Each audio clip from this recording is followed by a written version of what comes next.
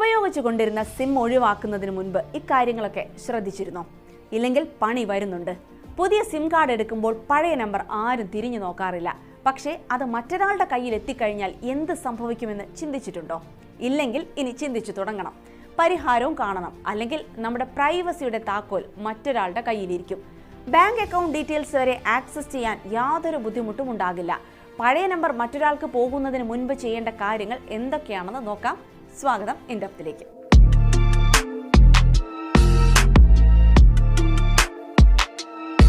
ഒരാൾ പുതിയൊരു Airtel SIM എടുത്തു. ആക്ടിവേറ്റ് ആയതിനു ശേഷം പരിചയമില്ലാത്ത നമ്പറുകളിൽ നിന്ന് കോളുകൾ എത്തി. പല ബാങ്കുകളിൽ നിന്ന് വിളിച്ച് ലോൺ തിരിച്ചടയ്ക്കാൻ ആവശ്യപ്പെട്ടു. പുതിയ നമ്പർ മറ്റുള്ളവർക്ക് കൊടുക്കുന്നതിന് മുൻപായിരുന്നു ഈ സംഭവങ്ങളെല്ലാം.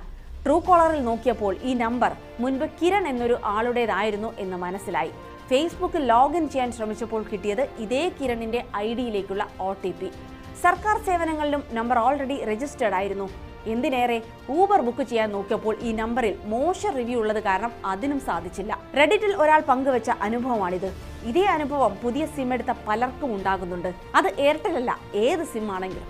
Bank account, social media, UPI payment, government സർവീസുകൾ ഇതെല്ലാം ബന്ധിപ്പിച്ചിരിക്കുന്ന ഒരു ഡിജിറ്റൽ കീയാണ് നമ്മുടെ മൊബൈൽ നമ്പർ.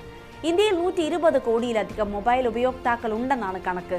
പണ്ട് നമ്മുടെ കയ്യിൽ പൈസ ഉള്ളപ്പോൾ മാത്രം റീചാർജ് ചെയ്താൽ മതിയായിരുന്നു. അല്ലെങ്കിൽ റീചാർജ് ചെയ്യാതെ ഒരു സെക്കൻഡറി സിം ഉപയോഗിക്കാനും സാധിക്കുമായിരുന്നു. പക്ഷേ ഇപ്പോൾ പ്രീപെയ്ഡ് സിമ്മുകൾ 90 ദിവസം റീചാർജ് ചെയ്യാതിരുന്നാൽ അത് ഡീആക്ടിവേറ്റ് ആയി പോകും. എയർടെൽ, ജിയോ, VI തുടങ്ങിയ എല്ലാ ഓപ്പറേറ്റർമാരും ഇങ്ങനെ തന്നെയാണ് ചെയ്യുന്നത്.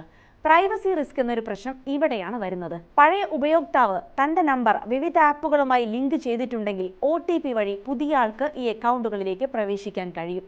Bank details, personal photos, history തുടങ്ങിയ എല്ലാം നമ്മുടെ പുതിയ ഉടമയുടെ കയ്യിലെത്തും. എയർടെൽ ഡ്യൂപ്ലിക്കേറ്റ് സിം എടുത്ത ഒരാൾക്ക് 2.87 ലക്ഷം രൂപ നഷ്ടപ്പെട്ട സംഭവം 2024 റിപ്പോർട്ട് ചെയ്തിട്ടുമുണ്ട്.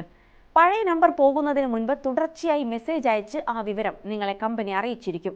ആ നമ്പർ വേണ്ട എന്നുണ്ടെങ്കിൽ ആ സിമ്മുമായി ബന്ധിപ്പിച്ചിരിക്കുന്ന ബാങ്ക് അക്കൗണ്ടിൽ പുതിയ നമ്പർ അപ്ഡേറ്റ് ചെയ്യുക എന്നതാണ് ആദ്യം ചെയ്യേണ്ടത്. വാട്സപ്പ് അക്കൗണ്ട് ഡിലീറ്റ് ചെയ്യുക. WhatsApp settings, account, delete my account എന്നിങ്ങനെ പഴയ നമ്പർ ഡിലീറ്റ് ചെയ്ത് പുതിയ നമ്പറിലേക്ക് മൈഗ്രേറ്റ് ചെയ്യാൻ കഴിയും. ചാറ്റ് ഹിസ്റ്ററി ഉൾപ്പെടെ സേവ് ചെയ്യാവുന്നതുമാണ്.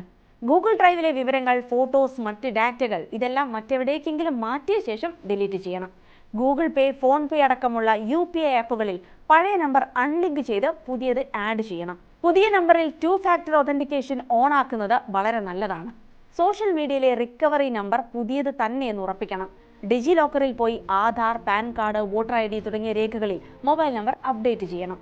റീസൈക്കിൾ റിസ്ക് ഒഴിവാക്കാൻ പഴയ നമ്പർ സസ്പെൻഡ് ചെയ്യാനായി മൊബൈൽ ഓപ്പറേറ്റർമാരെ കോൺടാക്ട് ചെയ്യാനും സാധിക്കും. ഇതിന് പക്ഷേ ഒരു ഫീസ് കൊടുക്കേണ്ടി വരും.